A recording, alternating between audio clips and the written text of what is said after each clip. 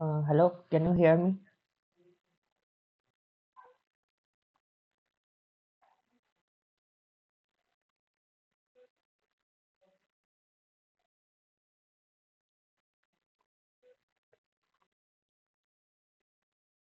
Hello, can you in the when let me share the screen.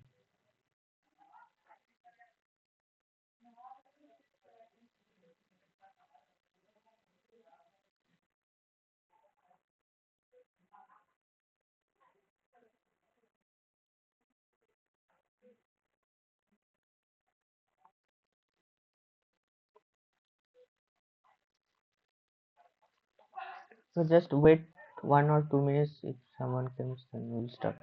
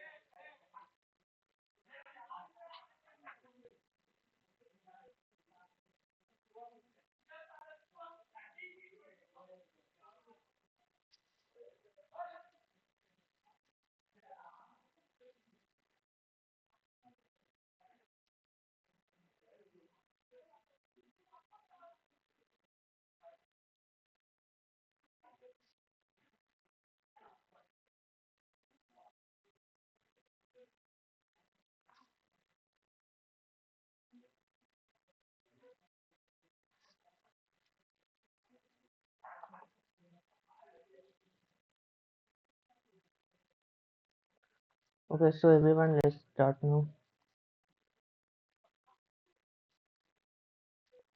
So first, I will do the this previous year assignment thing.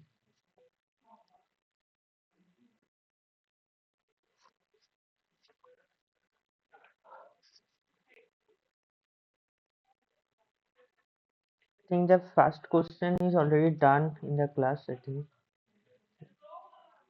the Smith form as like this. Which of the following are true?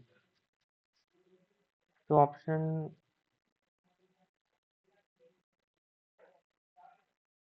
Only first option is correct, right?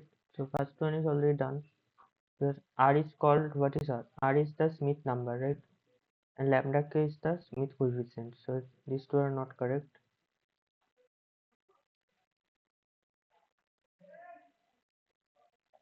The first question is done already. So I will start from the second one, right?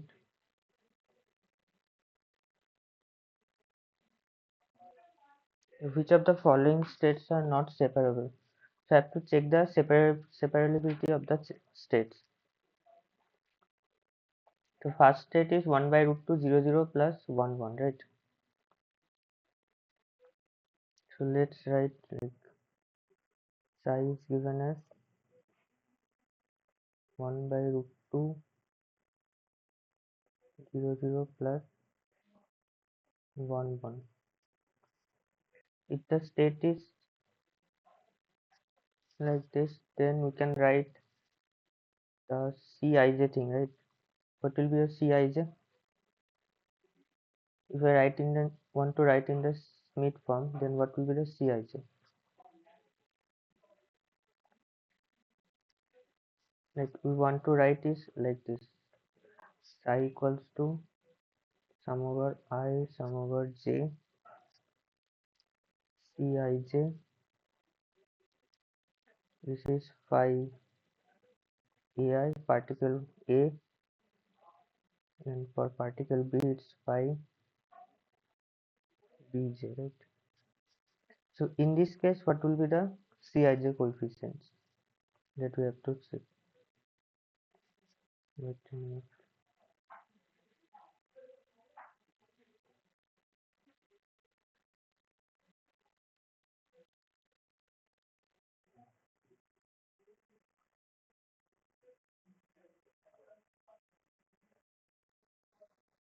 So Cij we have to check.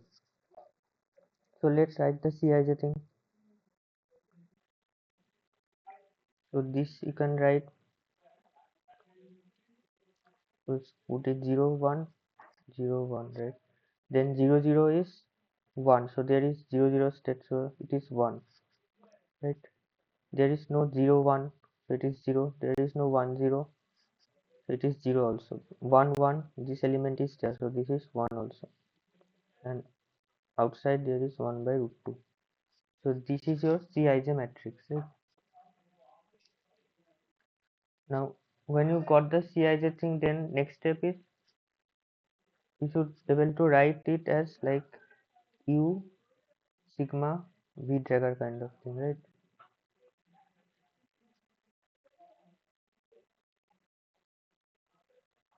Now sigma is the matrix with eigenvalues of C, right? So you have to find the eigenvalues of C. So Cij is given by 1 by root 2 1 0 0 1. You have to find the eigenvalues, right? What will be the eigenvalues?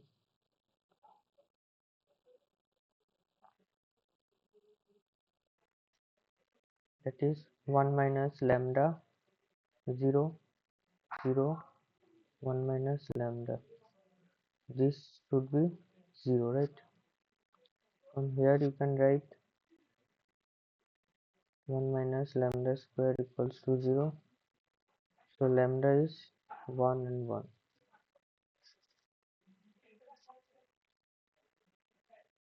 So what is the Smith number then? R equals to 2, because there is two non-zero elements, so R equals to 2 here.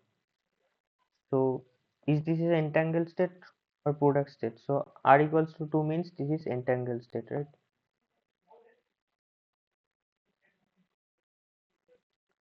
This is the entangled state.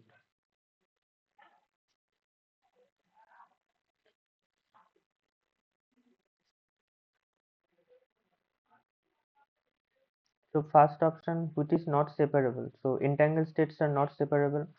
So option 1 is not separable, right? This is option 1 is correct. Let's check the other option also. Second one is 0 1 minus 0 0, right? 0 1 minus 0 0.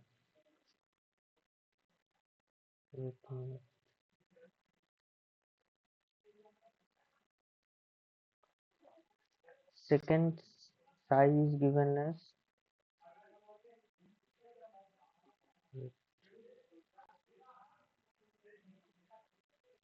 second psi is given as 1 by root 2. This one 0 1 minus 0 0.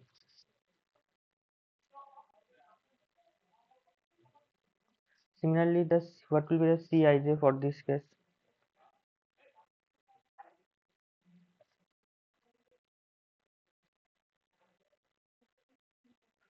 This is 1 by root 2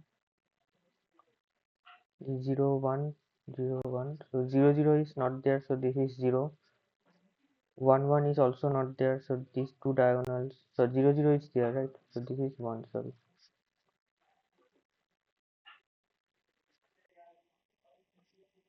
So this is 1.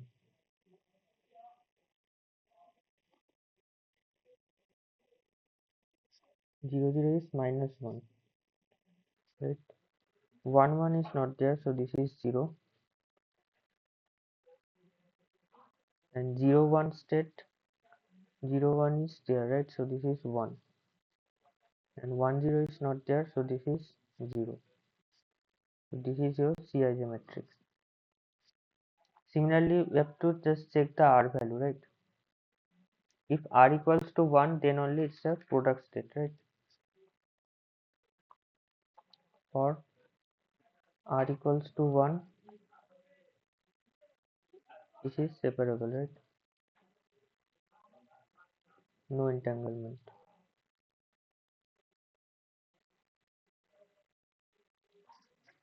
So first one was R equals to 2, so this one was entangled state.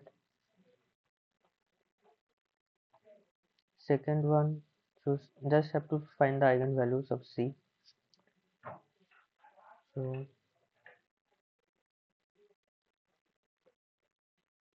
eigenvalues of Cij,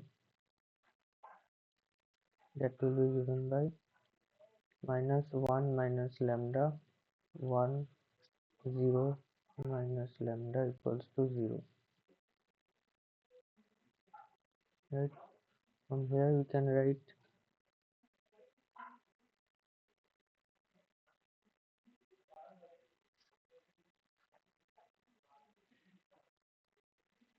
minus lambda into minus 1 minus lambda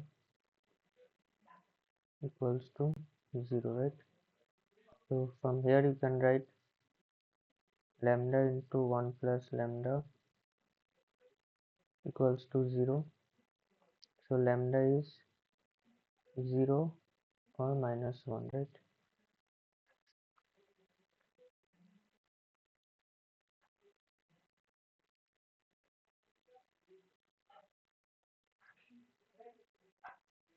So this step is separable, right? Because number of non-zero, right? You need the number of non-zero element, right? Number of non-zero diagonal elements. So number of non-zero diagonal elements is only minus 1, right? So R equals to 1, right? The Smith number is 1. So this state is separable.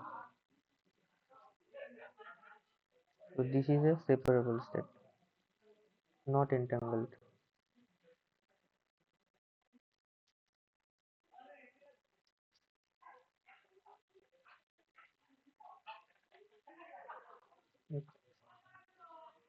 Let's check the next one also.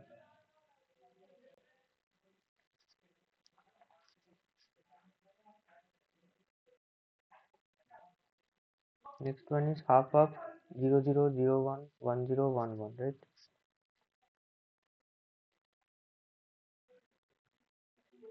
Next size given as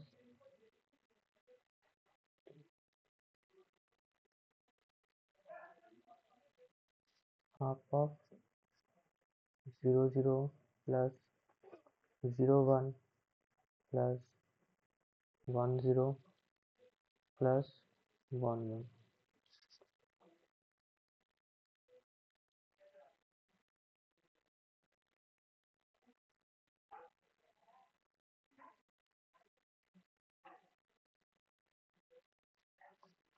So what will be the Cij in this case?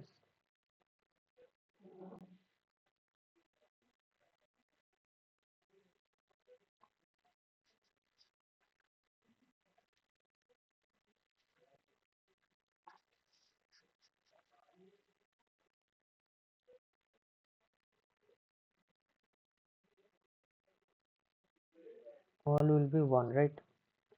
0 0 0 1 1 0 1 1 all are present, so all is 1. So what will be the eigenvalues of this matrix?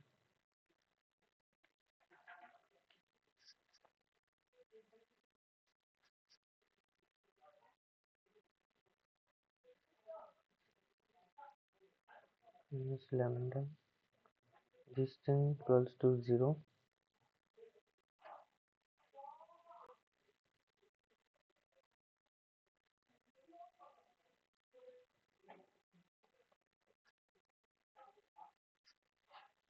That means 1 minus lambda square minus 1 equals to 0. So 1 minus lambda equals to plus minus 1, right? So lambda equals to 1 minus plus 1. 1 minus 1 is 0, 1 plus 1 is 2. So lambda can have two values here, 0 and 2. So again we can see the number of non-zero elements, number of non-zero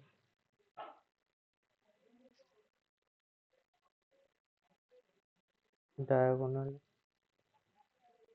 elements is 1 here, right? The 2. So here r equals to 1 also, right? So this state is also separable,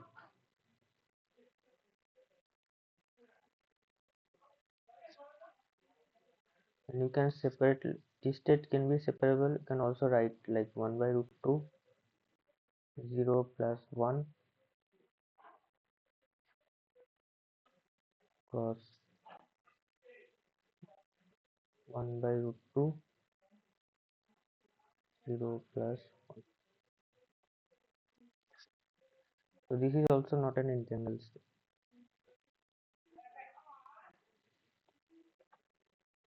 The last one we can check also, 1 by root 2 0 1 plus 1 1, right?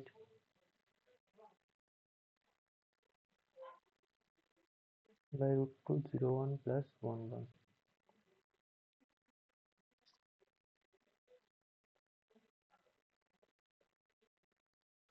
By root 2 what is it? 0 1 plus 1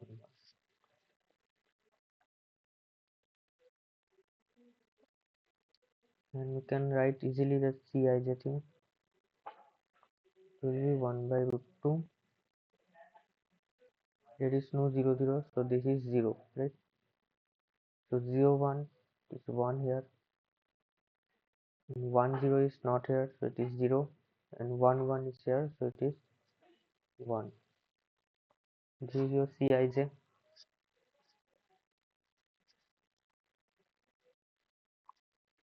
Now we have to find again the eigenvalues of Cij.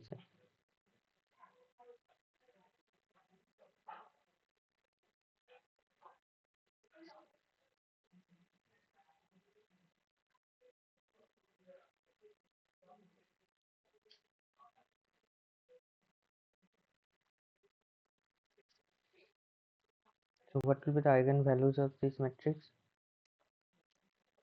I am just not writing the coefficients, so it will be 0 minus lambda, 1 0 1 minus lambda equals to 0. It will be given by lambda into 1 minus lambda equals to 0. So lambda equals to 0 or lambda equals to 1, right? So again we can see the number of non-zero elements is 1 only. Lambda equals to 1, lambda equals to 0 is 0. So again number of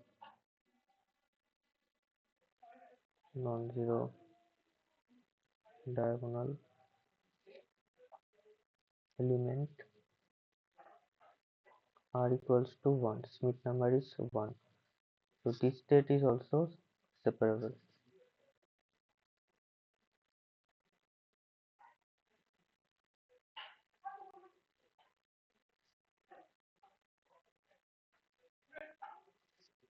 Just so you can check any other states.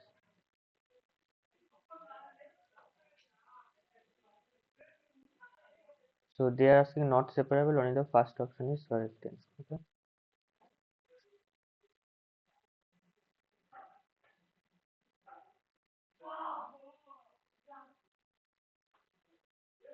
Third one is already done in the lectures, right? So I'm not discussing this. And last one, which of the following is a EPR pair? EPR pair means failed state, right? So 0 1 minus 1 0. So this is number C is correct. Last four I think tomorrow will be discussed. So now I will discuss the EPR thing. Okay. Any question regarding these things?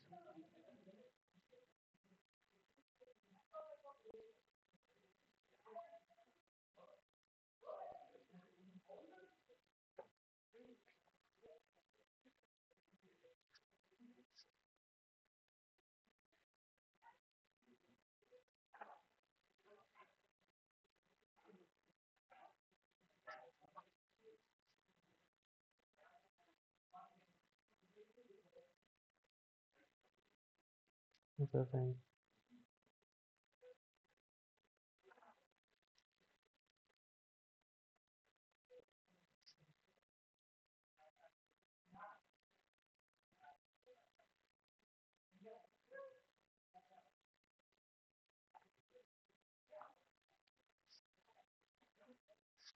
Okay, regarding this state, I just want to comment one thing. We all suppose this state, let's consider the first one. 0 0 plus 1 1, right? So we saw this state is an entangled state, right? 0 0 plus 1 1, this is an entangled state. We got R equals to 2.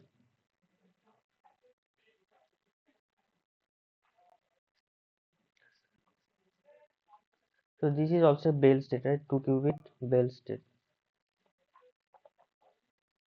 This is a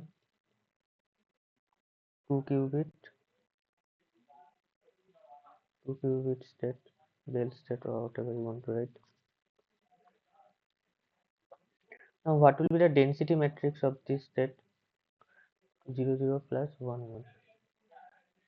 So the state is given as, and question on the first, psi is 1 by root 2 0 0 plus 1 1. So the density matrix will be what? Rho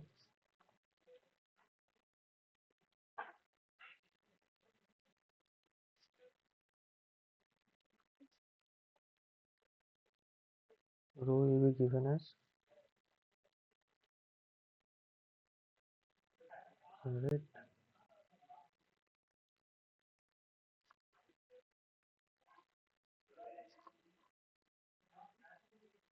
This will be 1 by half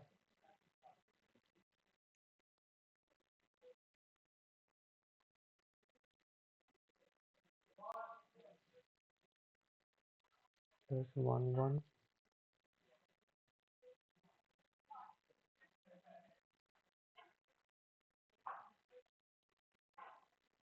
plus 100.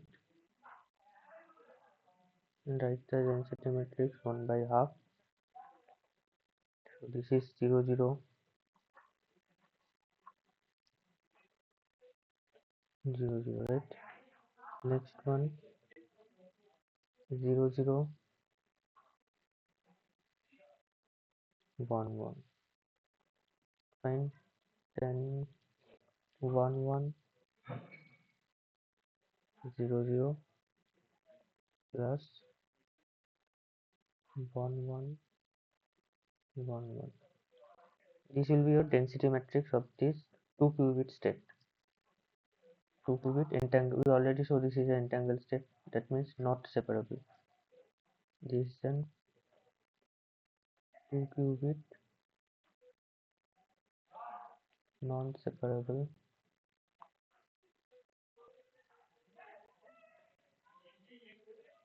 entangled state.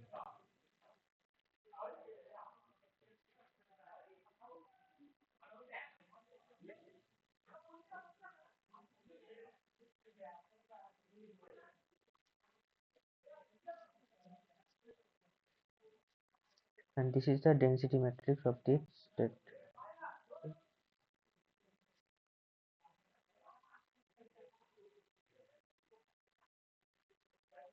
Now we already studied the partial trace, right? If you want to study the only first qubit, this is a state of 2 qubits, right? You want to know something about the first qubit only. Then you have to take the trace, partial trace, right? So we want to know the density matrix of the first qubit only, right? Then rho 1 will be given by, you have to take trace over particle 2, right? This is 2 qubits, you are taking trace over qubit number 2 because we want to know the properties of, particle 1 or qubit 1, sorry. Then you have to take the partial trace, this thing, right? Fine. So what will be the partial trace of this density matrix?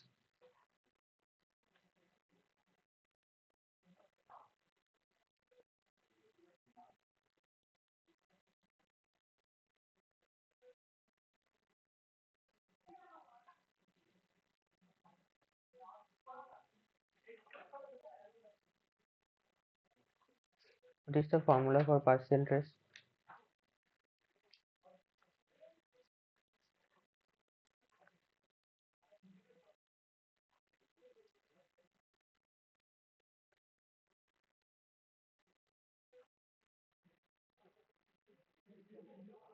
Like in class we have already studied, right? Rho of A will be given by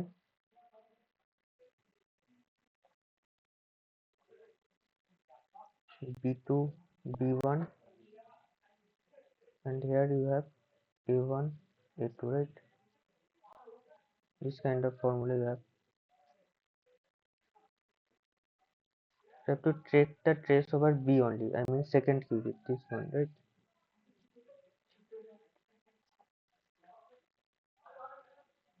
That will be the inner product of the second particle only, okay? So first one just write, the half is coming here, so this is 0 0, right? B2 B1 B2 B1, B2 is 0, B1 is 0 here. So inner product of B2 B1, right? And A1 A2 remains same, 0 0, right? A1 A2 is the first term. Then second one is what?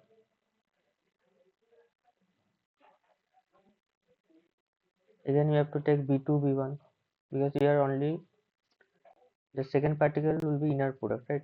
B2 B1. So say B2 is 1, right? This one is B2 here, and this is B1 here, and this is A1, this is A2, right? So B2 B1 you do again 1 0 and A1 A2, right? So this is 0 1. Similarly the third one you write B2 B1. So this is 0, this is B2, this is B1, right? This is 0 1, right? This is 0 1, and first one remains same, so 1 0, right? This is 1, this is 0.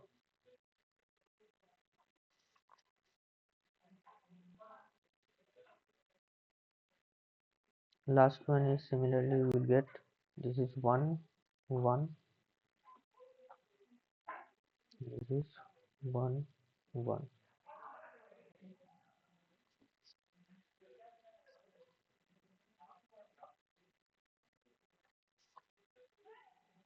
So here we are taking the partial trace over the second qubit.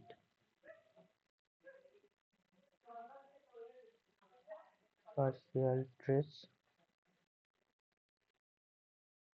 over the second qubit. Right. So this is the partial trace over the second qubit for this entangled state.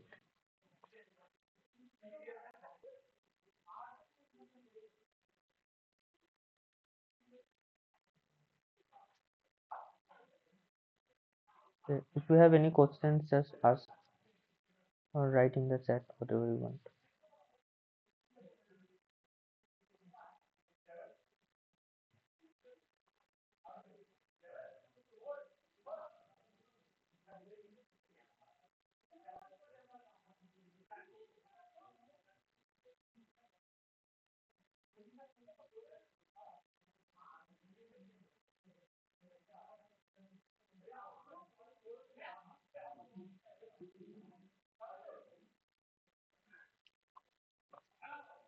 Fine. So this is the partial trace over the second qubit.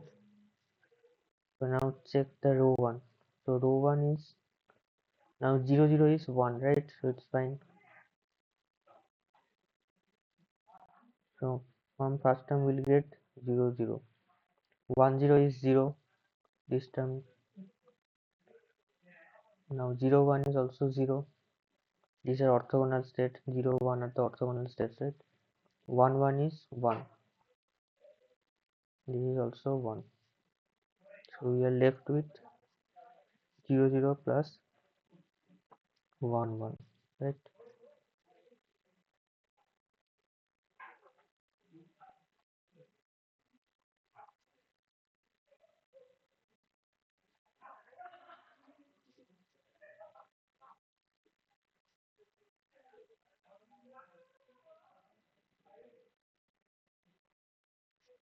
So this you can write as half of, in the matrix form, what will be the state?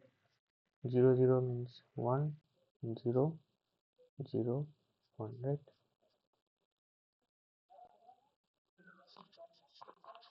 Now check what is the trace of,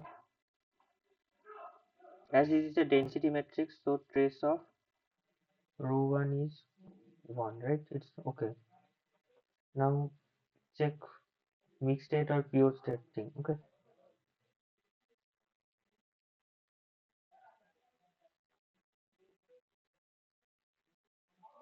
for that you have to check the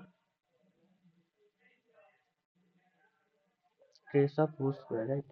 Check trace of row 1 square. Will be the trace of row 1 square.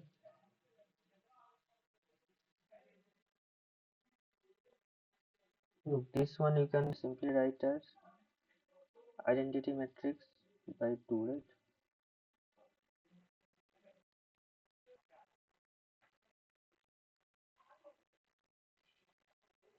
So trace of row square means trace of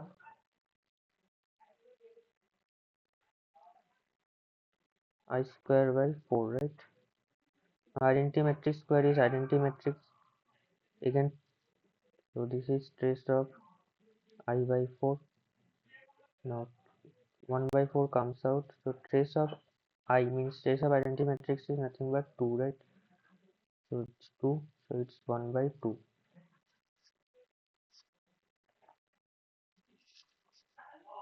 So this is a mixed state, right?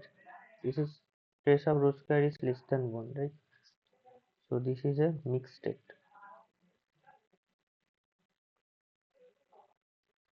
So the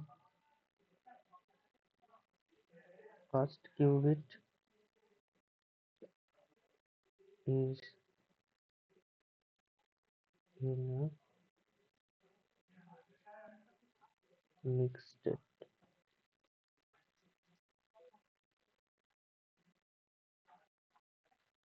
So it is a mixed state. We don't have much knowledge about this state, but the initial state, the this state was a pure state. The joint state is a pure state. Okay,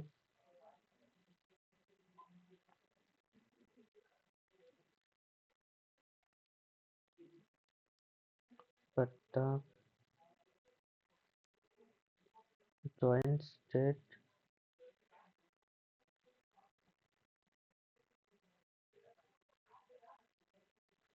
you can just check.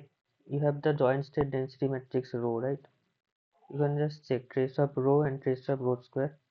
You just do, and you will see that this is a pure state. The joint state of the 2-qubit system is a pure state, but the first qubit is in a mixed state. Okay, so this is nothing but the characteristics of quantum entanglement. Okay,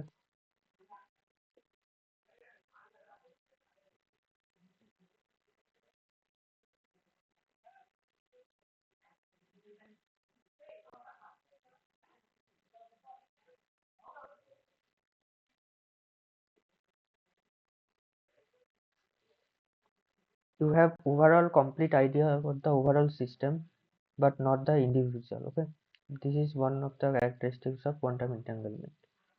Overall system you know perfectly, but the individual system is a mixed state and you don't have the much information about the individual system. Okay,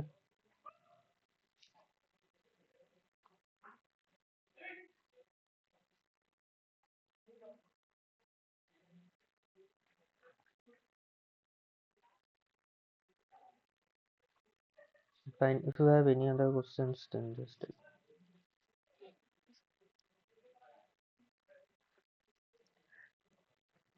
next I will do some problems. I will do some problems related to EPR paradox. You can say that I will derive the EPR paradox by problem wise. Okay, EPR paradox.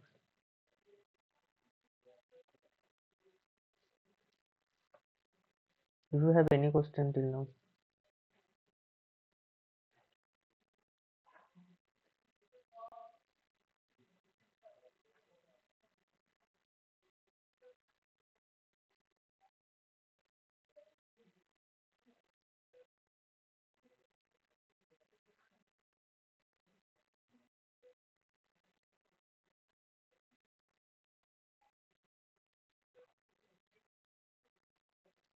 live example. Okay, that I will give you now in the EPR paradox. Okay, the entangled state one. Okay, you will see, you will know the overall information, not the individual information. Okay,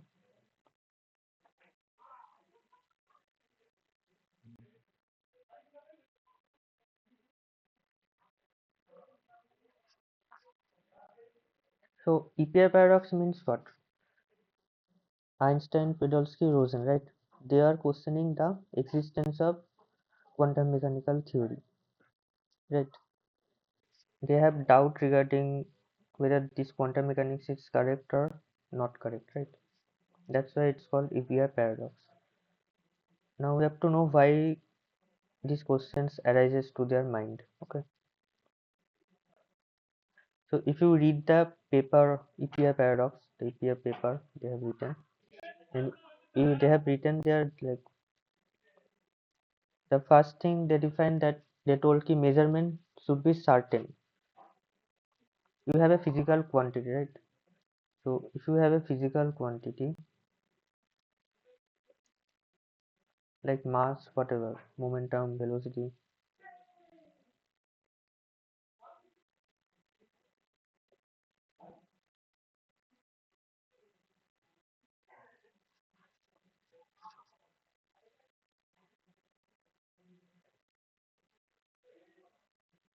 then your measurement should be certain. Okay, only then we can say that there exists an element of physical reality. Okay, if your measurement is not certain, then you cannot say the physically exist that quantity. Okay, like measurement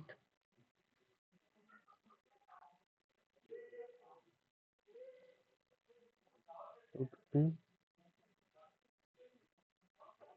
certain. Measurement should be certain. Only then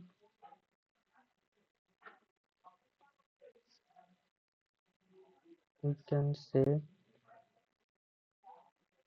that there exists an element of physical reality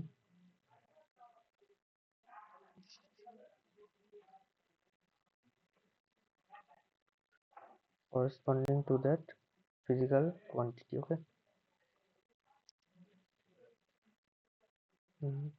to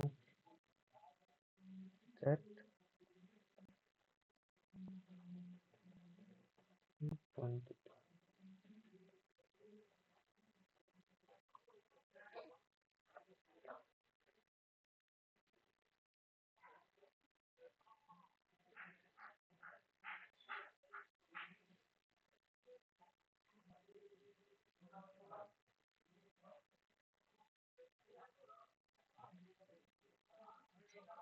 Okay, now check what the quantum mechanics tells. Okay, normally quantum mechanical theory. Okay, quantum mechanical theory. Let's study the quantum mechanical theory. So in quantum mechanics, we know what happens in quantum mechanics. Suppose we have an operator a cap. Okay, this is an eigenstate ai. Then we'll give the eigenvalues ai, eigenvectors ai.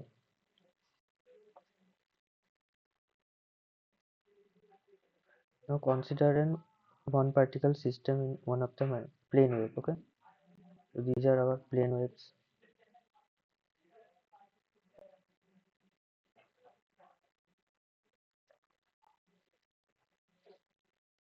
These are plane wave with momentum p naught. Suppose. Okay,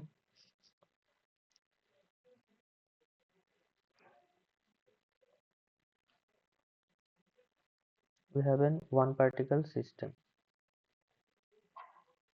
one particle of momentum p naught that we can describe in terms of a plane wave. Okay,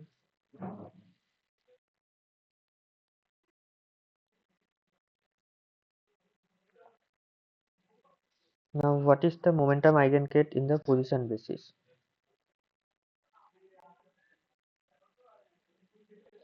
So what will be the wave function of this particle, one particle system of momentum p naught? Okay, what will be the wave function? So wave function we can write like, we want to write the momentum of, here momentum p naught, what will be the psi p naught x, momentum eigenstate in position basis. Okay, we are writing, that means we are writing in position basis the momentum eigenstate psi p naught x, because this one particle is a moment, is in a momentum eigenstate because their momentum is fixed, right, p naught. So 1 minute just.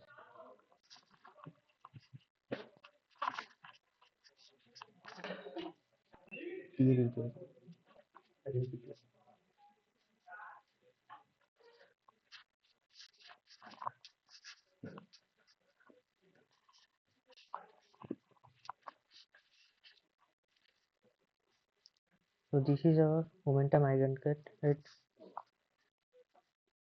in the position basis. What I say moment, so it is in one of the momentum eigenket, because this momentum is fixed, so it is in one of its momentum eigenket psi p naught. Okay, now we want to write this momentum eigenket psi p naught in position basis. Okay, this is what we'll get. We want to write this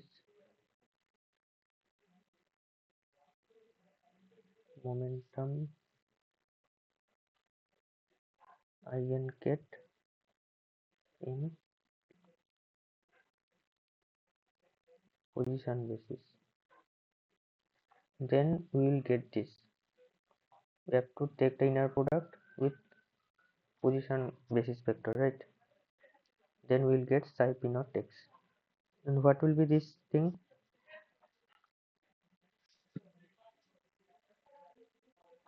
This will be given by e to the power I p naught x by h cut, right?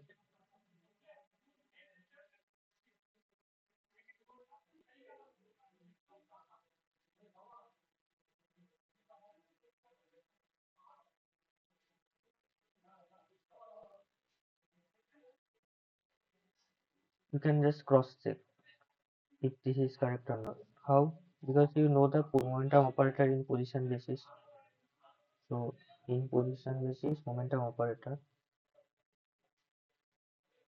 in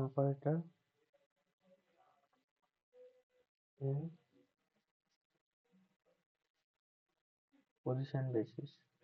This is given by, what is the momentum operator in position basis? P cap is equals to minus I h cut del x, right?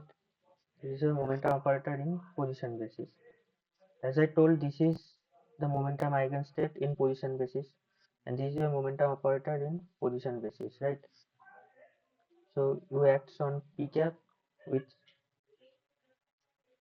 psi p naught x. What you will get? Minus I h cut del x of e to the power I p naught x by h cut, right?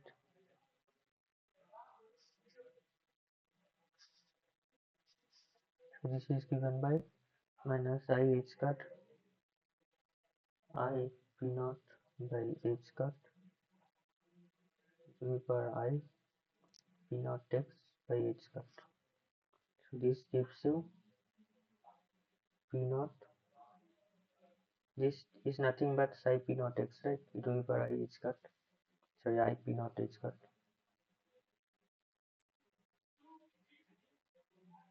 So you have p cap psi p naught x equals to p naught. So it is indeed a momentum eigenstate, right? E to the power I p naught x by h cut. So one particle with momentum p you can write in position basis like this, right? So there is an element of physical reality associated with momentum, right? So without disturbing the system, we can predict that what will be the outcome of momentum. It is p naught, right? It is always p naught without disturbing the system, right? For this particular system.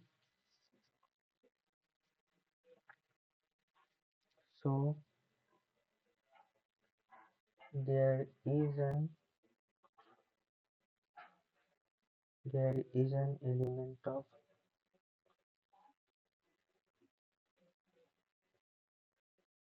physical reality associated with momentum, right? Because without disturbing the system, without disturbing the system, we can predict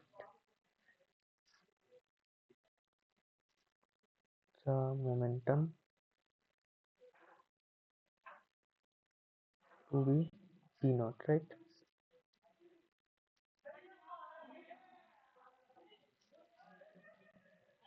So as EPR told, right, if you have a element of physical reality associated with your physical quantity, then measurement should be certain, right? So here in this case, certainly you will get p naught momentum, right? Because it is one of the eigenstate. Now what about the position in this case of plane wave, one particle plane wave, right? Here momentum is certain, right?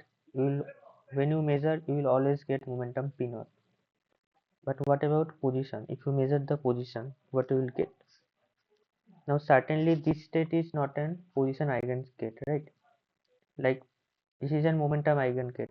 P cap psi p, you will get p naught psi p, right? But if you add the position operator in position basis, suppose psi cap psi p naught x, you will not get like x naught psi p naught x. It is not going to give you like this, right? So this is not an position eigenstate, right? So as it is not an position eigenstate, so you can say that position is not fixed, right? Position not fixed. We can only have the probability. We can only talk about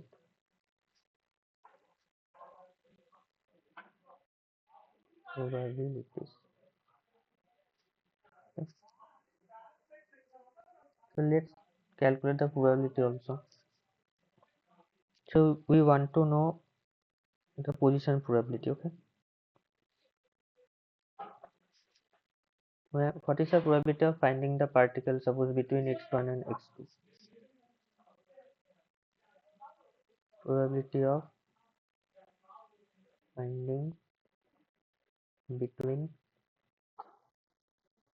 x1 and x2. Okay, that we want to calculate. It will be that thing p x1 x2. It will be the probability of finding the particle between x1 and x2.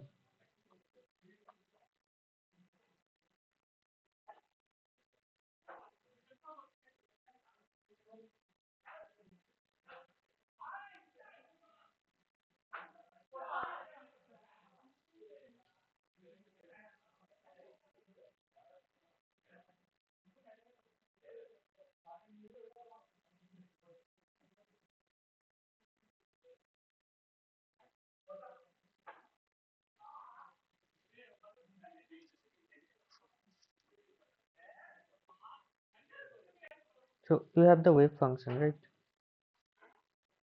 Wave function you have, right? Psi p naught x is equals to e to the power I p naught x by h square. You want to know the probability of finding between x1 and x2. What will be it?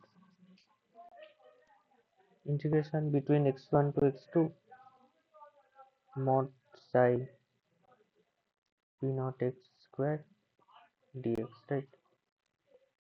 If you do this modulus will 1, right? You will left with x1 to x2 dx. Mod of e to the power I p naught x by h square is 1, right? So it is left with dx only. So this is x2 minus x1, right?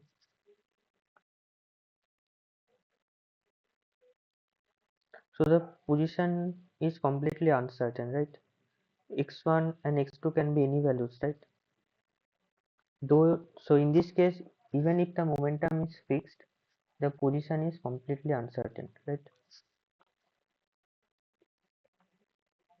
So position is completely uncertain, even though momentum is certain. Momentum is certain, P naught, right? Position is completely uncertain. Now consider another case. So in this case, we consider particle is in momentum eigenstate. Now consider the particle in a position eigenstate, the same particle. Now consider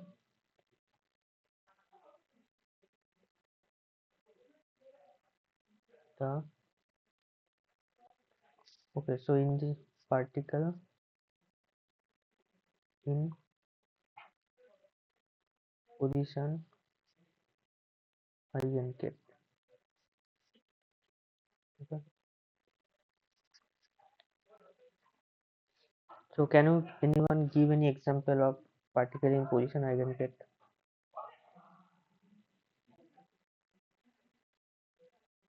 I mean position is fixed. Any physical example of particle in a position eigenstate?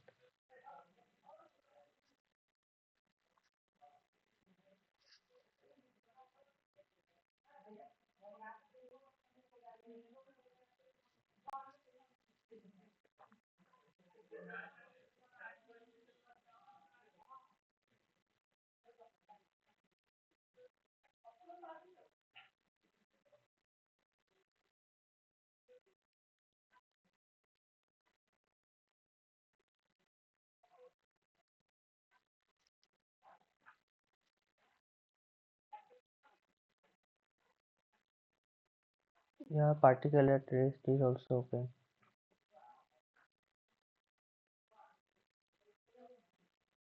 Yeah, particle at rest at some position x naught, right? So that's why we consider, suppose we can tell wave diffracting from a point, right? Suppose this is your slit and wave is diffracting from this slit. This is a physical example of position eigenstate. Suppose this is your x-axis upwards and this point is x naught. So wave is diffracting from the point x naught. Wave diffracting from x naught. Right. So this is an example of particle in position eigenstate, right? Particle position is fixed, x naught. From here they are diffracting, right?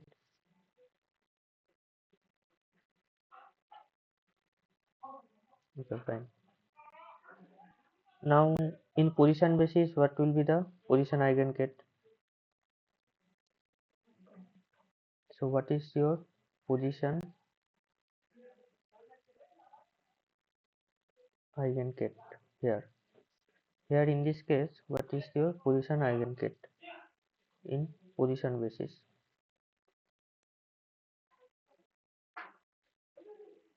That means you want to know the position in position basis. You want to know the position eigenstate, right?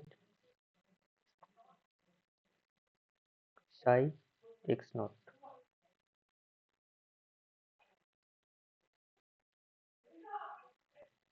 Previous case it was psi p naught, momentum was fixed. In this case it is psi x naught.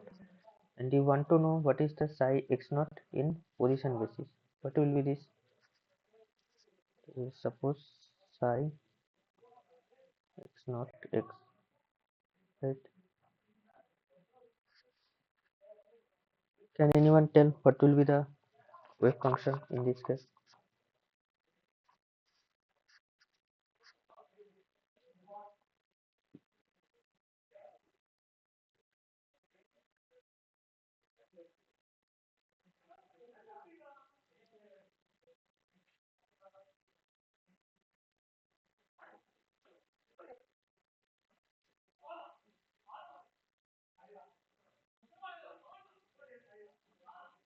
So psi x naught x you can write like, so your position is fixed, right? X naught. You will only get at x naught, otherwise you will get 0, right? So your function should be such that it has only value on x naught, otherwise it is 0. right? What kind of function? This is like Dirac delta, right?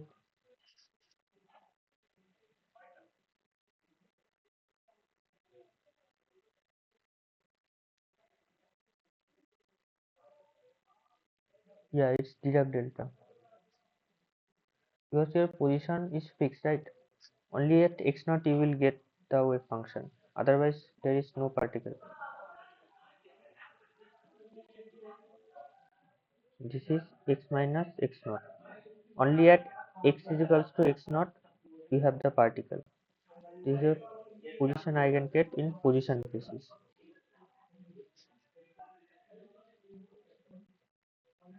Fine. So if you act, suppose you have position operator in position basis, you act this on psi x naught x. What you will get x naught psi x naught x. Okay. So this is your position eigenstate.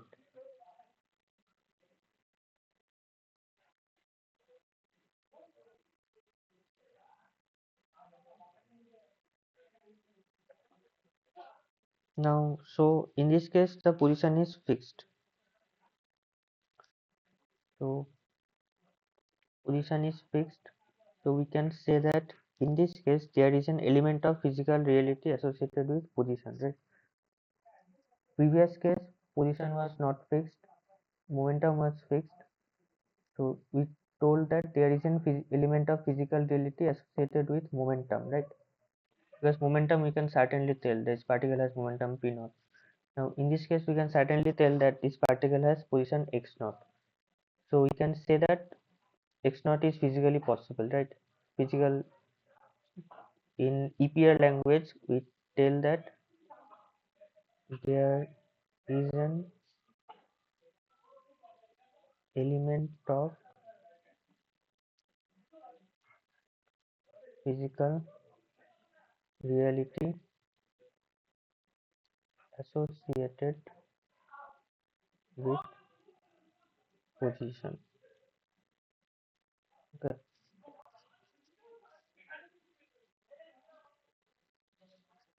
Now, if you want to write the momentum, whatever the momentum,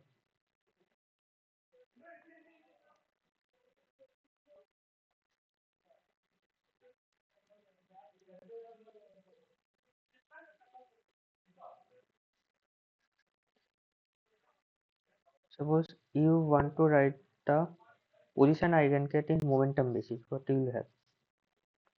Position eigenstate in momentum basis. You have the position eigenstate. You want to write it in momentum basis p. What you want to write? Your position eigenstate psi x naught x. You want to know this, right? So you want this will give you psi x naught p, because now you are writing the position eigenstate in momentum basis. Okay, what will be these things? This is nothing but the Fourier transform, right? Of you know the wave function in position state, you want to know it in momentum basis, right? In position basis, you know psi x naught x. In momentum basis, you have to take the Fourier transform. So to the power minus I e x by h cut dx, right? So your momentum eigenstate in momentum basis will be given by minus infinity to infinity to the power minus I dx by h cut. Psi x naught x is nothing but Dirac delta, delta x minus x naught dx. So it is given by to the power minus I e x naught by h cut, right?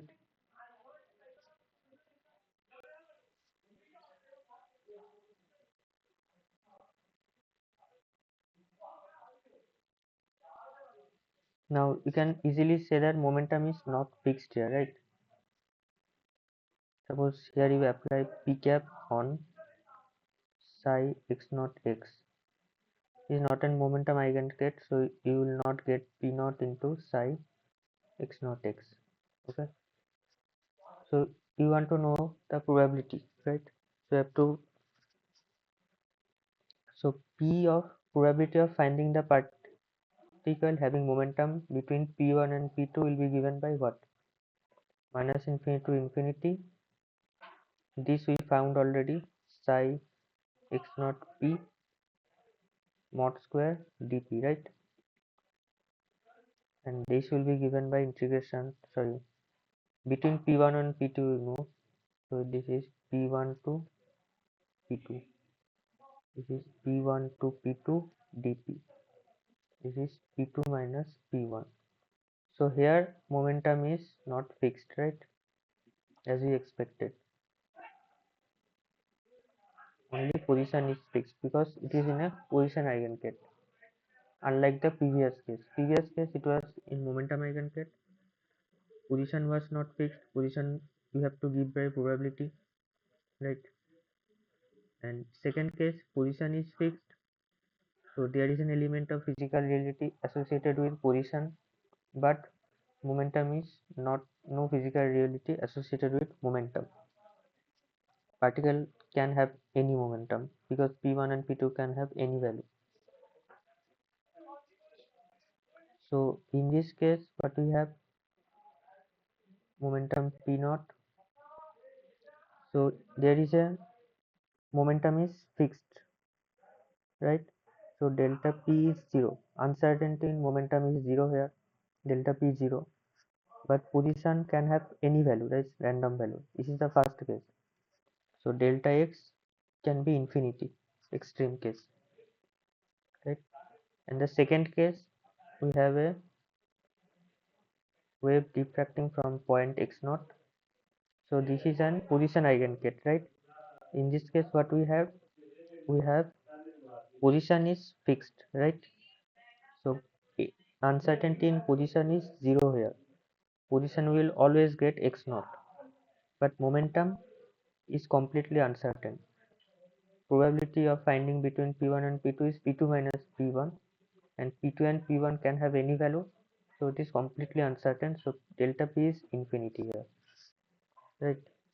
So these are the two cases. This is case 1 and this is case 2.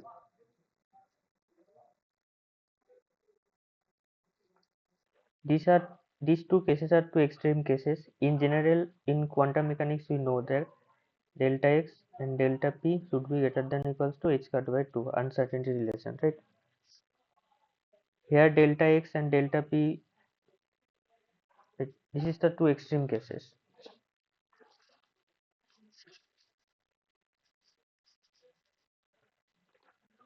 right?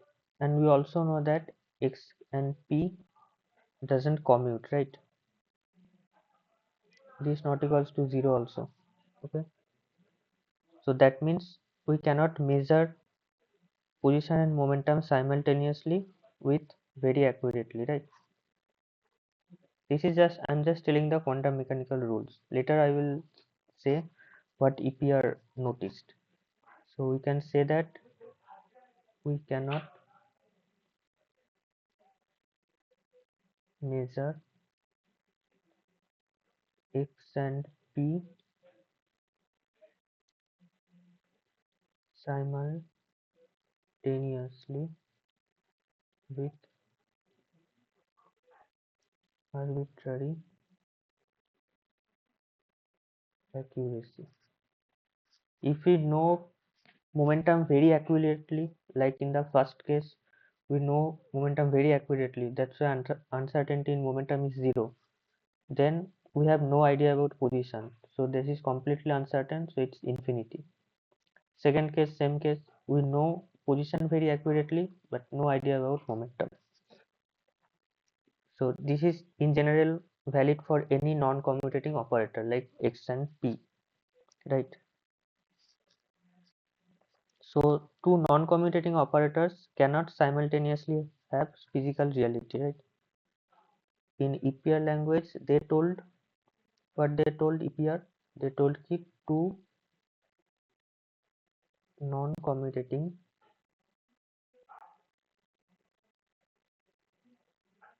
operators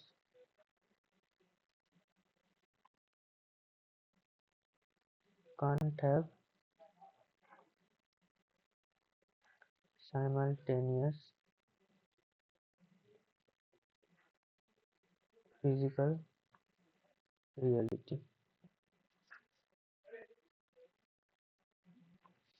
So your system cannot be in simultaneously in position eigengate and momentum eigengate, right? So this is the principle of quantum mechanics. This we know from quantum mechanics. This is what quantum mechanics tells us, right? This is one of the very first principle of quantum mechanics.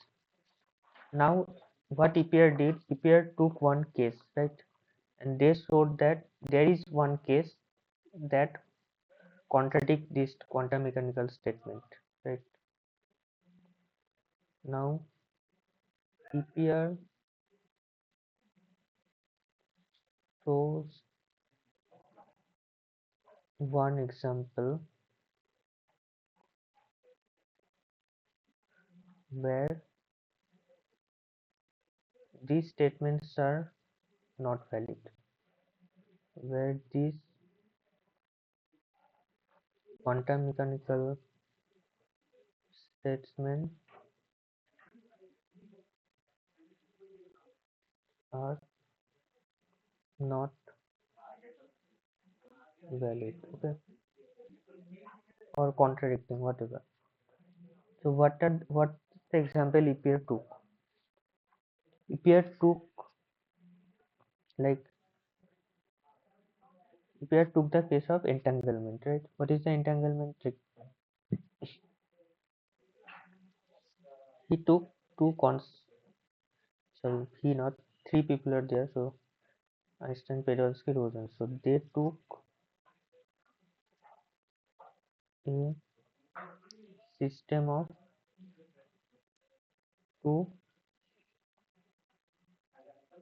entangled particles. Okay, so they took a, a system of two entangled particles. So this is their entangled particle. This is particle 1 and particle 2. Okay, this is 1, this is 2.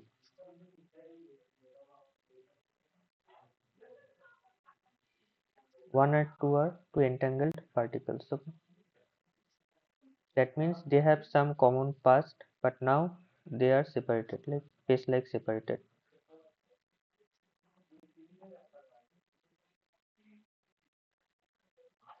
And with these two entangled particles, he showed that these statements are contradicting. Now check how. Okay, so we can write the wave function of these two particle system. How we will write the wave function of these two particle system? So there we can write in many ways. Okay, I am writing the ways EPR wrote in their paper. Okay, so the two particle wave function,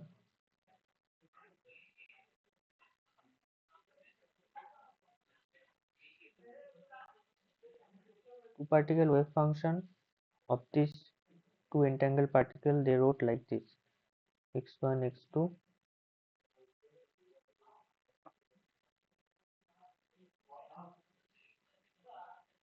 this is psi p of x2 and EP of x1 dp, right?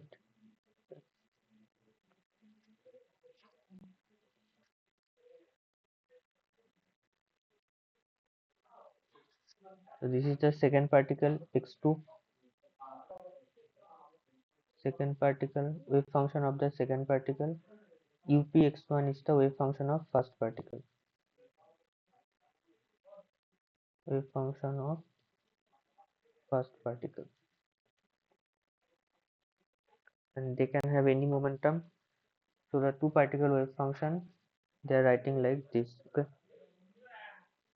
this is a continuous superposition of two particle state, right? Like in discrete basis, you can write psi p1 of x2 u p1 of x1 plus psi p2 of x2 u p2 of x1 plus you can continuously p1 p2 p3 like this. In discrete basis you can write like this. In continuous basis I am just summing over from minus infinity to infinity. Okay, so this is a superposition of two particle state, all the possible two particle state. Okay, and if we measure, we can only, if you measure the state, what you will get, one of the superposition state, it will collapse to this one or this one, any one of the state. Okay, psi x1 x2 is a superposition of many two particle state. Upon measurement it will collapse to any of the states, p1 or p2 or p3, any of the p value you will get, any one. And we can check that. So from this state what we can say, if the first particle is in state upx1, second particle is guaranteed to be in state psi px2, right? Suppose upon measurement, if you find first particle is in state upx1, second particle is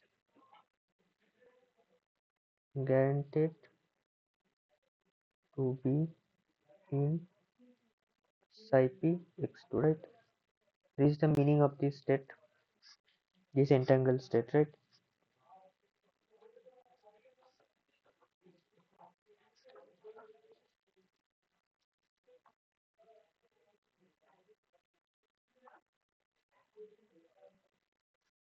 Now take some form of the psi px2 and upx1. We can take any other form. EPR took this form. Okay, so what EPR took? EPR took psi p of x2 equals to e to the power minus ip x2 minus x naught by h cut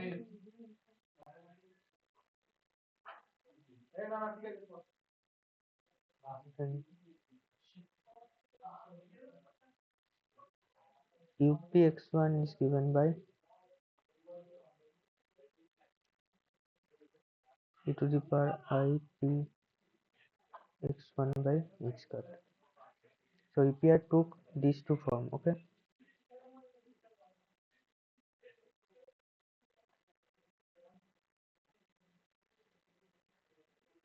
so they actually took the momentum eigenstate of the two particle. Okay, so this is the first particle. So first particle is the eigenfunction of the momentum operator.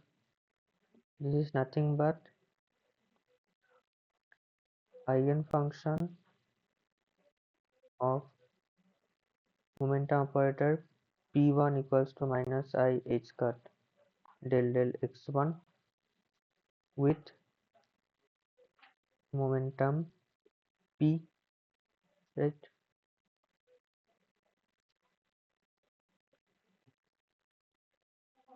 And this is the eigenfunction of the momentum operator p2 equals to minus I h cut del del of x2 with momentum minus p. Okay, so EPR took that two entangled particle state like this. So they took first particle to be in momentum eigenstate with momentum p, second particle to be in momentum eigenstate with momentum minus p. These two entangled particle state. Okay, so you can write the entangled state, two particle entangled state like this: psi x1 x2. It will be given, just put the values of psi p and up, minus infinity to infinity. This is psi p x2 upx1 dp integration minus infinity to infinity e to the power minus ip x2 minus x0 by h cut e to the power ip x1 by h cut dp. So this is their entangled two particle state, right? So here in this state, if you measure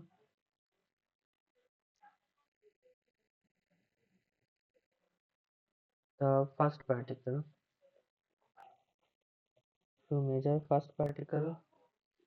and find that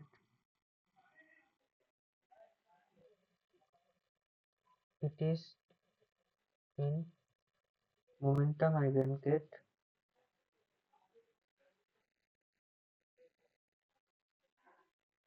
you measure the first particle and find that it is in momentum eigengate upx1 with momentum p. Right? If you measure that and find that first particle has momentum p and it is in momentum eigengate psi p, sorry up, then the second particle is guaranteed to be in psi p x2, right? You don't need to measure. You only measure the first particle and you find that the first particle is in momentum eigengate upx1 with momentum p. Then it is guaranteed that second particle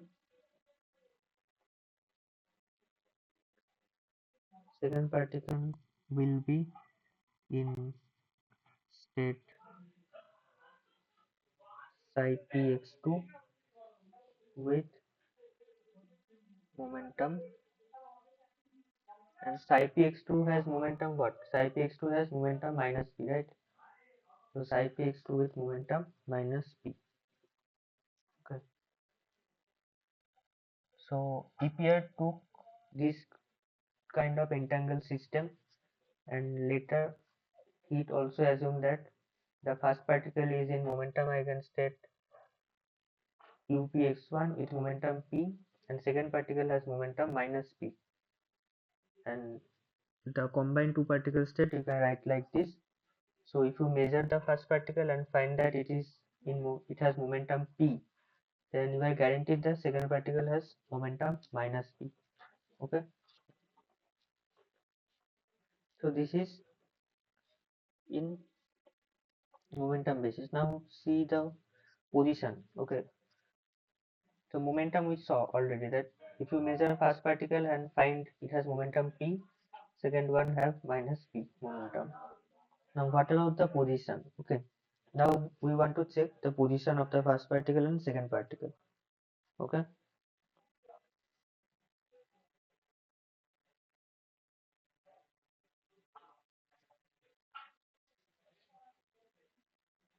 now the two particle state we already write psi x1 x2 and we have written in terms of momentum eigengate psi p x2 and up x1. Now we want to write as a function of position eigengate because we want to know about the position. Okay, so psi p and up we have to write in terms of position. Okay, because now we want to know about the position of the two particles. Momentum we already know the two particles, the position we have to know, right? So let's write psi x1 x2. Okay, this is given by minus infinity to infinity e to the power minus ip x2 minus x0 by h cut e to the power ip x1 by h cut dp. Okay, now let's write like this, integration minus infinity to infinity. Now this one we can write like this, just check, integration minus infinity to infinity e to the power minus IP x by h cut Dirac delta of x minus x2 plus x0 dx. The first term we can write like this, because if you integrate this term, what you will get? E to the power minus IP, instead of x you put x2 minus x0 by h cut, right? If you integrate the first bracket, you will get this. Okay, so first term we can always write like this. Okay, now second term we can write like, similarly we can write the second term. Okay, what will be the second term? This is minus infinity to infinity e to the power IP. We have already written x, so just write x prime delta x prime minus x1, right? Dx prime. If you integrate this, you can get this e to the power IP x1 by h cut, right? You have to replace x prime by x1 and you will get this, right? This integration will give you this. So the two particle state you can write like this.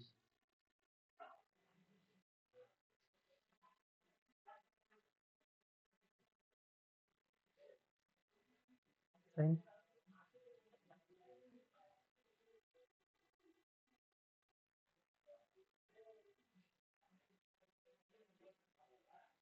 Oh, there is a dp here also, right? The dp is always there. Okay, now let's open the bracket. Okay, we have integration, how many integration? 3 integration, right? 1, 2 and these 3. Now let's gather the exponential terms. So e to the power minus ipx and e to the minus ipx prime by h cut. Okay, to gather these two, will get e to the power minus ip x minus x prime by h cut. Okay, and dp. Okay, this term and this term and dp, these three will gather here, and let's write the other terms. Other two Dirac delta are there. So Dirac delta of x minus x2 plus x0, Dirac delta of x prime minus x1 dx prime. Okay, now what is this integration inside the bracket?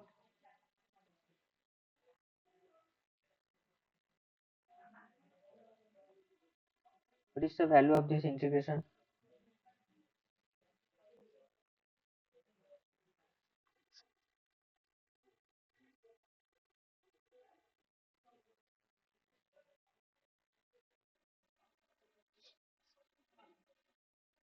Anyone knows the value of this integration?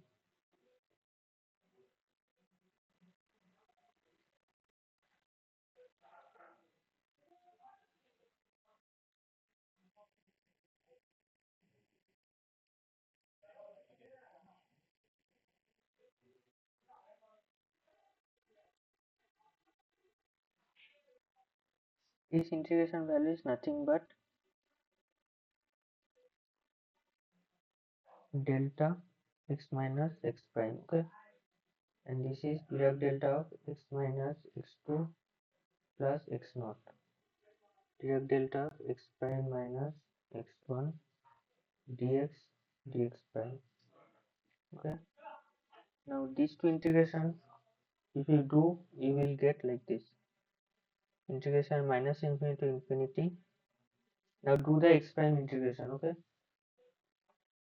you can Dirac delta of x minus x2 plus x0,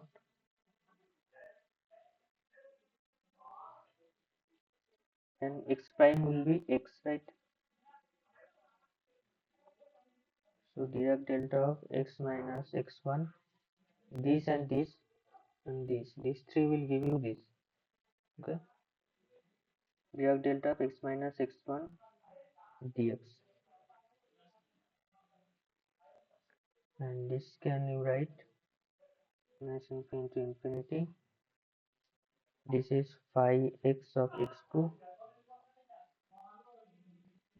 This you write vx of x1 dx. Okay.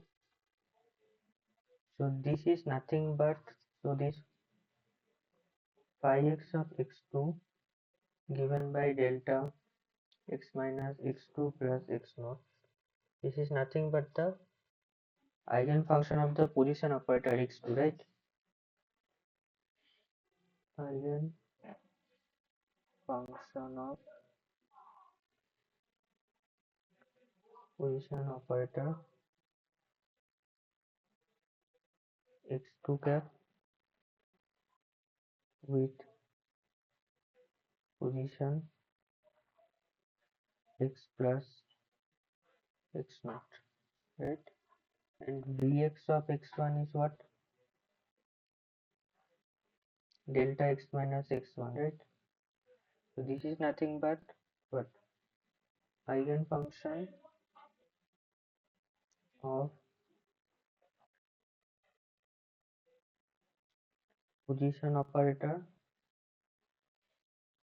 x1 cap with position x, right? So now if you measure the first particle, what you will have? The same wave function, right? Psi x1 x2. You can write like this. Okay. So in previously psi x1 x2 you wrote like what? You wrote like this, right? Psi px2 upx1. Psi px2 upx1 dp, right? And same thing you can write like this. Okay. Now in this case, if you measure position, okay, if you measure the first particle, if you measure the first particle and find it in position eigenket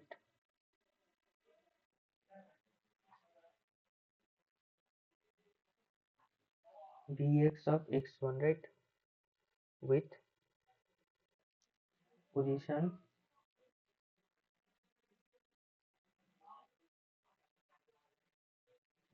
x, right? This first particle you found it in position x, right?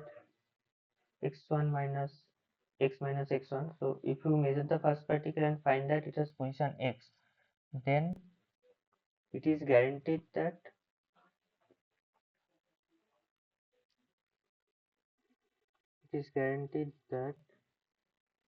second particle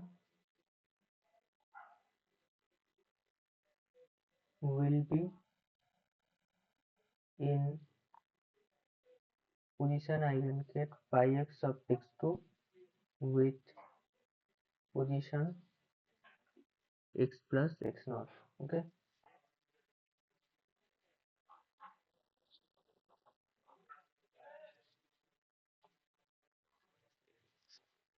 So what you saw here, the same two particle wave function, right? Same two particle wave function x1, x2. You are saying that what? If you measure the first particle and find it, what you have? So I am just writing in one line the two cases. The same two particle wave function, you measure first particle, okay, and got momentum minus, measure the first particle and find it with momentum p, okay. Then this will imply You measure first particle and get momentum p. This will imply second particle has momentum minus p, right? You measure the first particle it has momentum p, then this will imply second particle has momentum minus p. The same two particle wave function. Now you measure first particle has first particle has position x. If you measure the first particle and find that it has position x, then this will imply automatically, this is automatically guaranteed that second particle has position x plus x naught, right?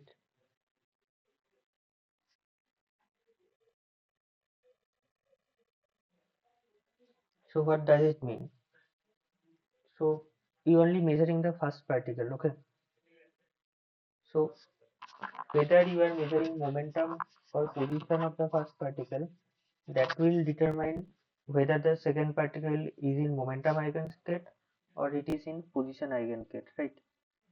If you measure the first particle to be in momentum eigenstate and it has momentum p, then the second particle will automatically go to the momentum eigenstate and it has momentum minus p. But if you measure the first particle in position eigenstate x, then the second particle will automatically go to the position eigenstate and you will get the value x plus x naught, right? So what measurement you are doing on the first particle, that is determining the eigenstate of the second particle, right? So we can say that the second particle is simultaneously in both position and momentum eigenstate, right? Otherwise you will not get this. Second particle has to be in simultaneously in position and momentum eigenstate. That's why whenever you are measuring the momentum of the first particle, you are getting the momentum eigenstate of the second particle. When you are just converting to position, second particle automatically converts to position, right? So EPR wrote like this: second particle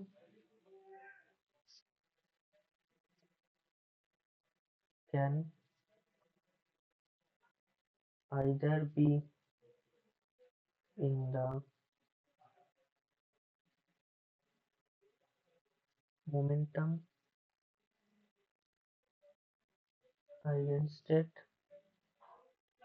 or be in the position eigenstate. Second particle can either be in the momentum eigenstate or it can be in the position eigenstate. That depends on depending on the measurement depending on the measurement you are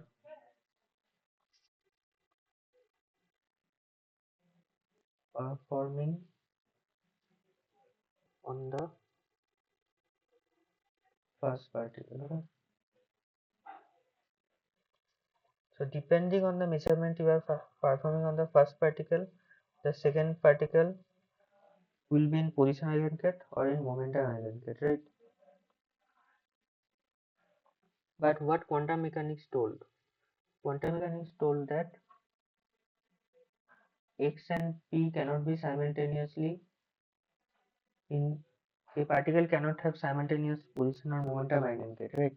If you know x, you cannot know p perfectly. If you know p, you cannot have the perfect information about x, right? That is the quantum mechanical rule, right? Because they are non-commutative operator. X and p, commutator of x and p is not equals to 0, right? So quantum mechanics told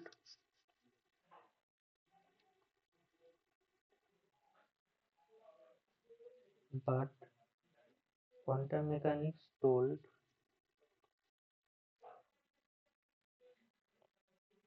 a particle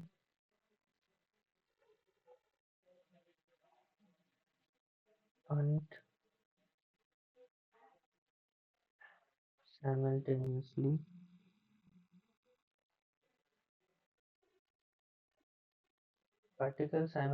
can't simultaneously be in the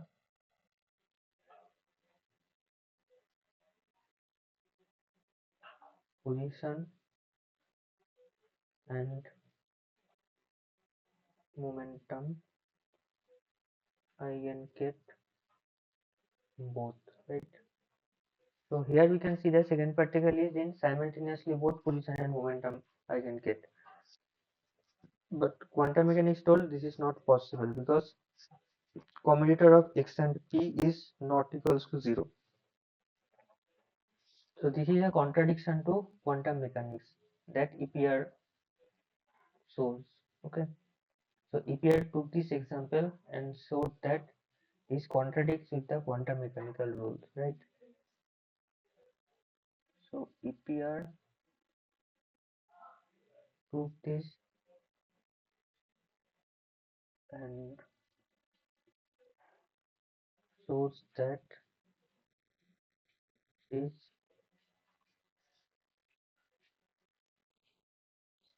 contradicts with quantum mechanical rules. Okay. So they then asked in the paper some questions, like then they asked this: is quantum mechanics complete? Is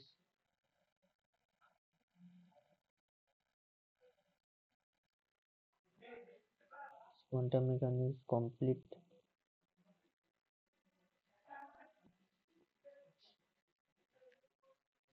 First they asked the question that is quantum mechanics complete or not, or is quantum mechanics valid or not.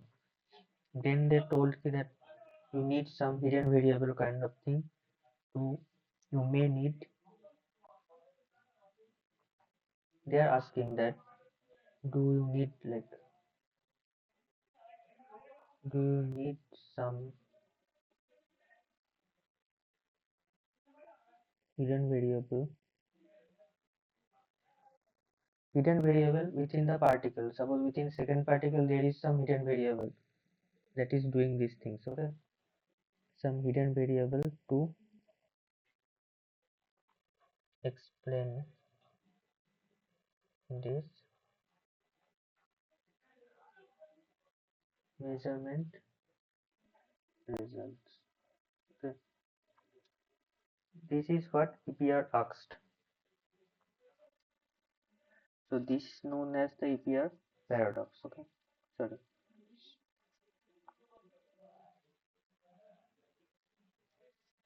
This is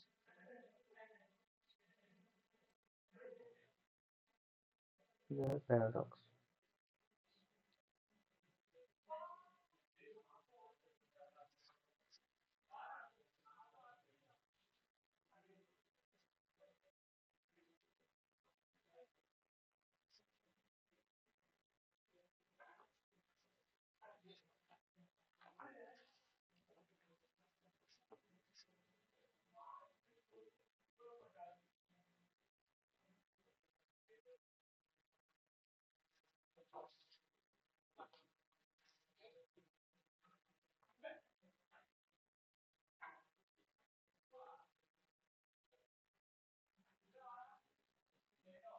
Any question till now?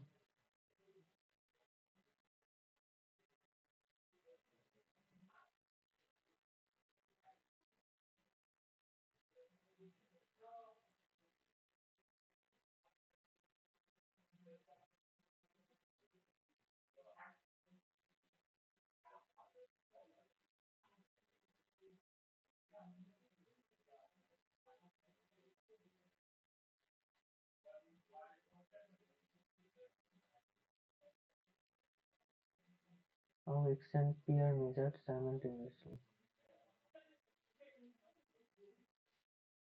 Like you have the same wave function, right? Psi, what they took, EPR took this wave function psi x1 x2, and they took the first particle wave function like this, and second particle e to the power I px1 by h cut, these two things. So they took that first particle to be in momentum eigenset with momentum p, and second particle to be in momentum eigenset with momentum minus p. Okay, you can take this, right? They just assume this. You can take any other thing, but for simplicity, they took like this. Okay, you can take any form of psi p or up. Okay, it doesn't matter. They took this kind of form for mathematical simplicity. Okay, so they then write the two particle wave function psi x1 x2 like this. Okay, and from this it is clear that if you measure the first particle and it has momentum p, the second particle will have momentum minus p, right? Because this is a superposition state, and this will, upon measurement, this will collapse to any of the state, superposition state, p1 or p2. It can have any momentum. P in general can have any value between minus infinity to infinity. Okay, and what they do then, they did that they write this e to the power I p x2 minus x0 by h cut in terms of position like this Dirac delta function, right?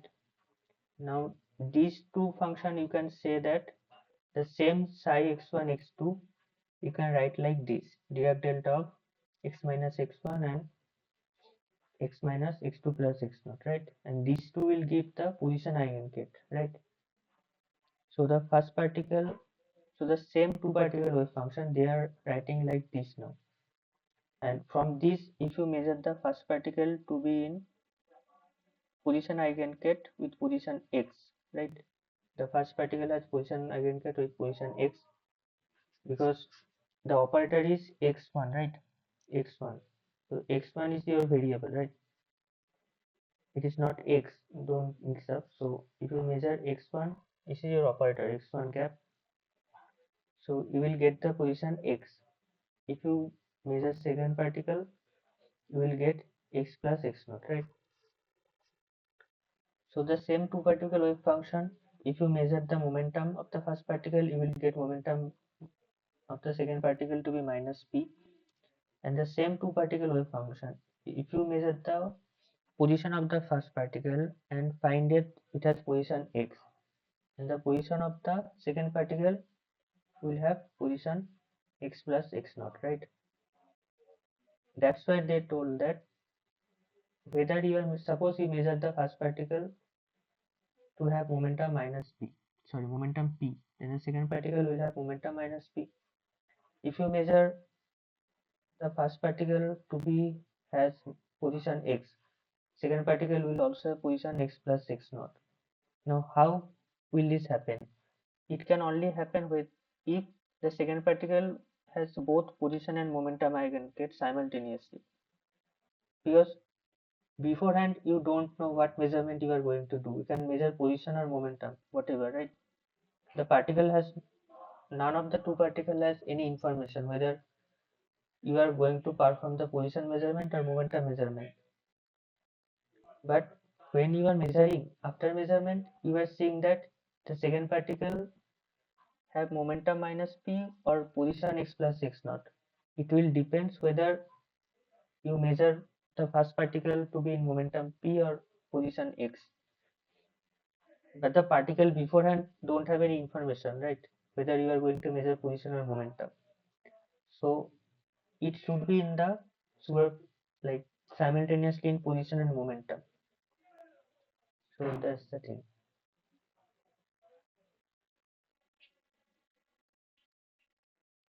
Is it okay?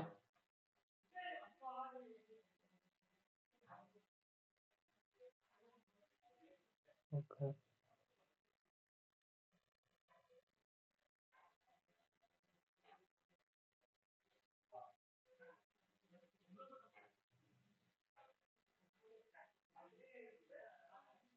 And the thing is that the entanglement, the definition of entanglement, right? We call this entangled state, right? Now, exact definition of entanglement you need to know that. What is entanglement? We call this psi x1 x2 as a entangled state, right? And we find that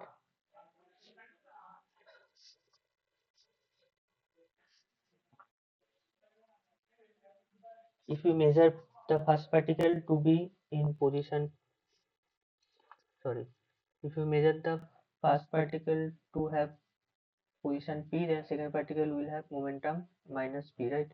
Sorry, the first particle, if the first particle you measure to have position p, the second particle will automatically have position, sorry, momentum minus p, right? We can call this like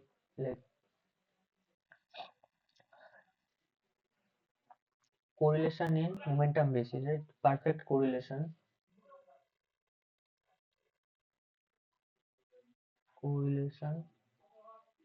in momentum basis. So this entangled state psi x1 x2 has perfect correlation in momentum basis, because if you measure first particle to have momentum p, second particle will automatically have momentum minus p. So this is a perfect correlation in momentum basis. Particle 1 and 2 are perfectly correlated in momentum, right? One determines the other momentum. Similarly, the same two particle entangled state x1 x2, you can write that perfect correlation in position basis also. So it has perfect correlation in momentum basis as well as position basis also, because if you measure the first particle to have position x, second particle will have position x plus x naught. So they are perfectly correlated, right? One determines the other particle perfectly. So they are, we call this perfect correlation in position and momentum, both bases. Okay. So this is one of the characteristics of entanglement. So entanglement means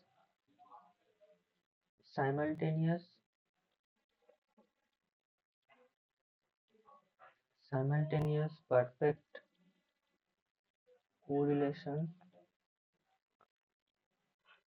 into conjugate basis. Here the two bases are x basis, position basis, and momentum basis. Okay. So entanglement means simultaneous perfect correlation in conjugate basis into conjugate basis and inseparability of the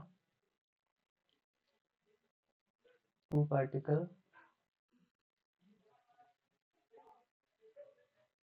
wave function into individual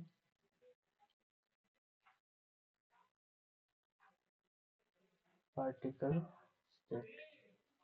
Okay, you cannot separate the two particle wave function into two separate, that we already know, but this first point is important. It has to be, entanglement has to be simultaneous perfect correlation into conjugate basis.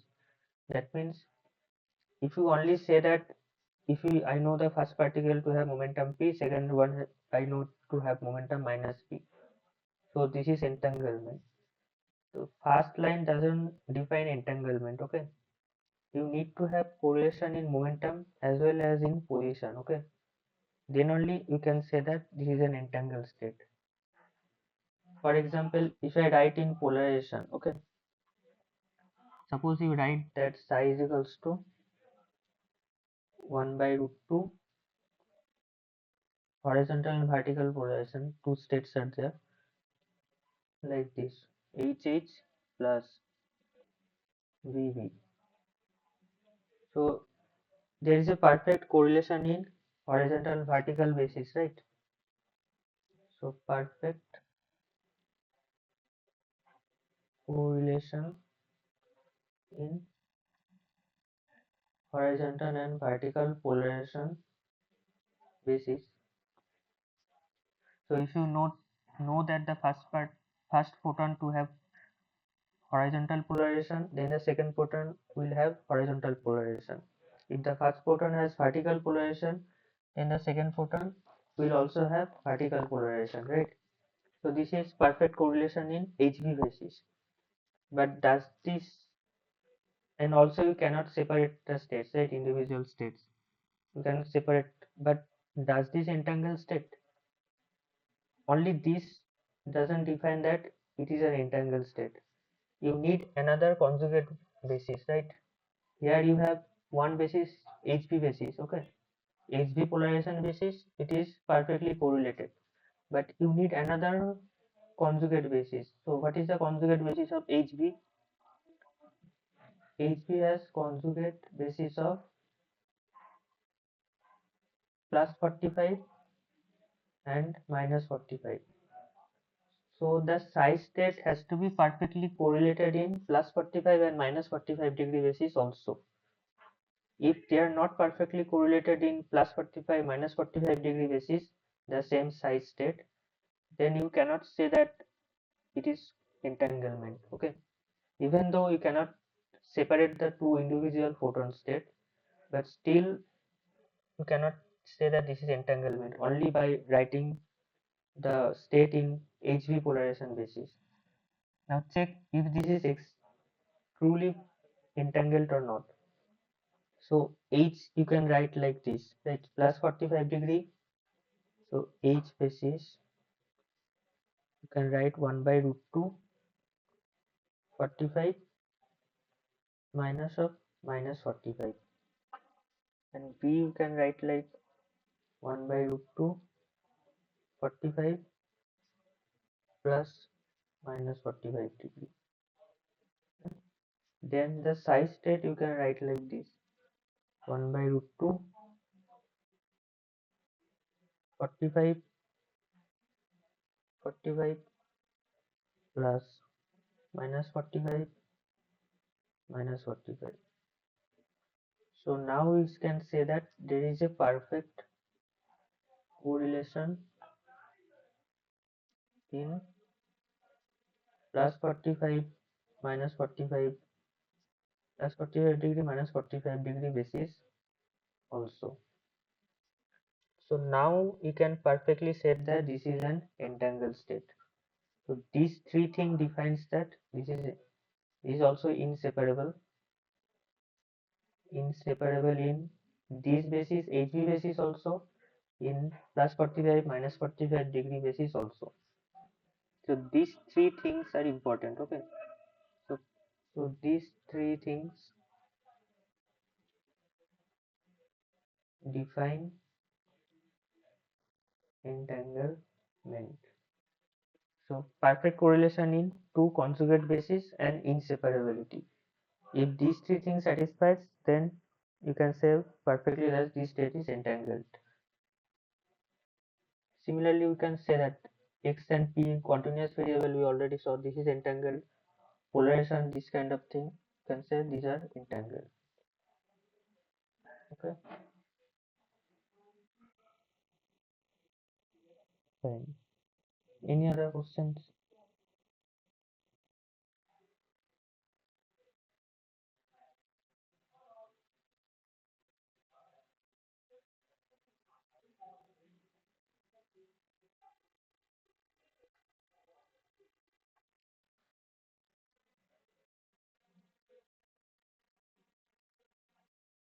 Okay, the last screen is this.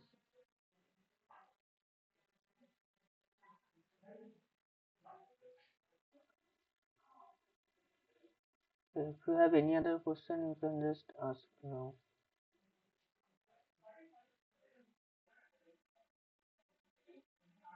So entanglement should be clear, okay? What is entanglement? So this is very important. This is the entanglement actual definition, okay?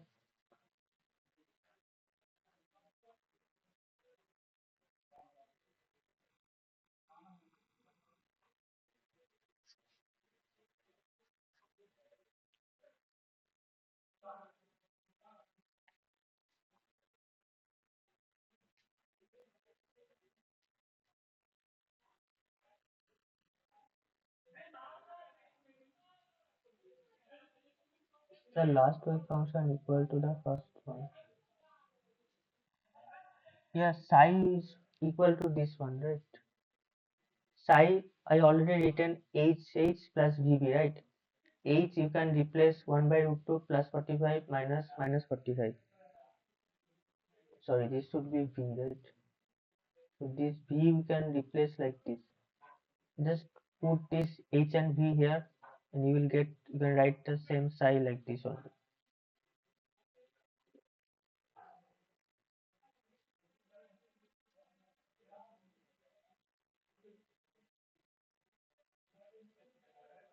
So if this is entanglement, it has to be like this.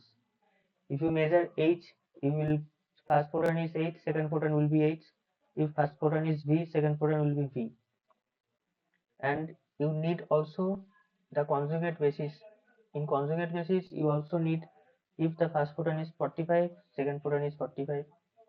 If the second side doesn't exist, like if you cannot, suppose you are given a psi state such that you can write in HV basis as an entanglement state, but you cannot write in plus 45 minus 45 degree basis as an entangled state. Then you cannot call that is an entangled state. Okay.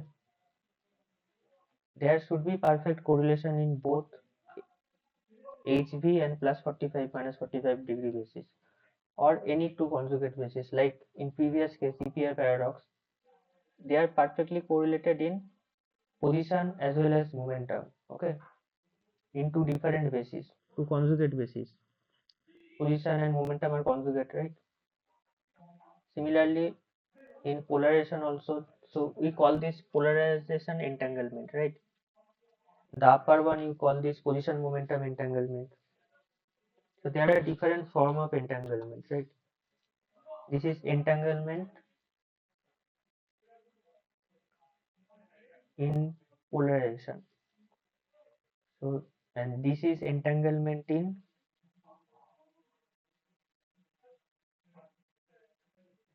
position momentum. You can have entanglement in time energy. You can have entanglement in angle and orbital angular momentum. So angle, orbital, and angular momentum, they are conjugate basis, right? Whenever you are telling about entanglement, you tell about two conjugate basis. Entanglement in position momentum, time energy, or angle, orbital, angular momentum, or polarization HV plus 45 degree.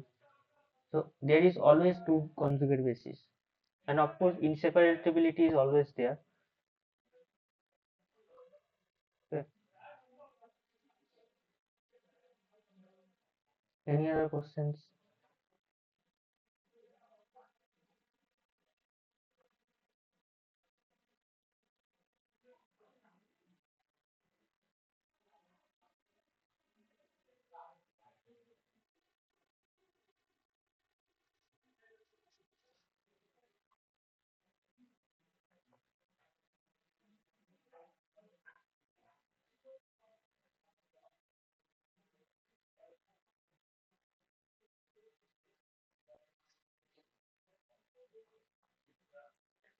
Okay, if no questions, then we'll leave the meeting. Okay, we'll meet on next Monday, and tomorrow there will be another session. I think they will discuss about the rest of the problems and some theory. I think. Today, do you have any other questions?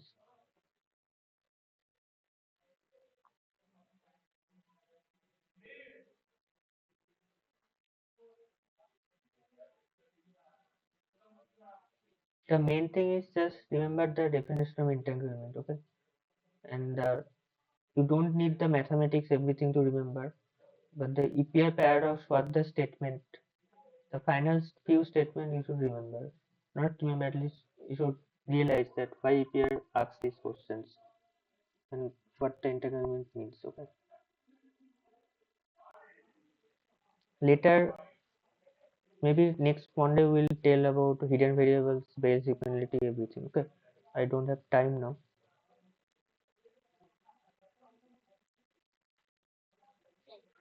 Okay, then Bye. We'll meet on next Monday. If you have any doubt, ask me on Monday, next Monday, regarding hidden variable. Next Monday we'll discuss about hidden variable, everything. Okay.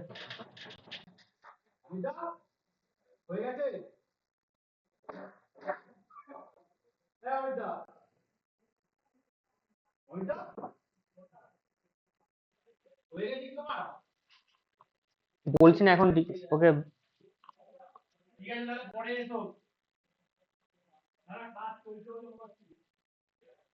Okay, by.